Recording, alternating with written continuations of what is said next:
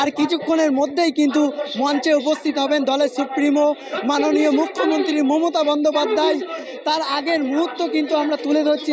এই মুহূর্তে দাঁড়িয়ে আছি একেবারেই আমি ধর্মতলার যে দরিনা ক্রসিং, ধর্মতলা একেবারে পাঁচ রাস্তার মোড়, সেই মোড়ে কিন্তু আমি দাঁড়িয়ে আছি এবং দেখতে পাচ্ছেন এদিকে যেদিকে টিপু সুলতান মসজিদের সামনে, যেখানে 1993 সালে যে 13 জন মিছিল করতে গিয়ে শহীদ হয়েছিল পুলিশের গুলিতে, তারই স্মরণে কিন্তু আজ এই 21শে জুলাই অনুষ্ঠিত হচ্ছে। এবং দেখতে পাচ্ছেন এদিক থেকেও দেখতে পাচ্ছেন কয়েক লক্ষ লক্ষ মানুষ কিন্তু মিছিল করে তারা একের পর এক দরিনা ক্রসিং হয়ে তারা টিপু সুলতান মসজিদের সামনে, ঠিক যেখানটায় বিগত 29 বছর পূর্বে যেখানে 13 জন শহীদ হয়েছিল, সেই শহীদের শ্রদ্ধাঞ্জলিতে আজকে এই মানুষ ইতিমধ্যে লক্ষ লক্ষ মানুষ কিন্তু তারা জমায়েত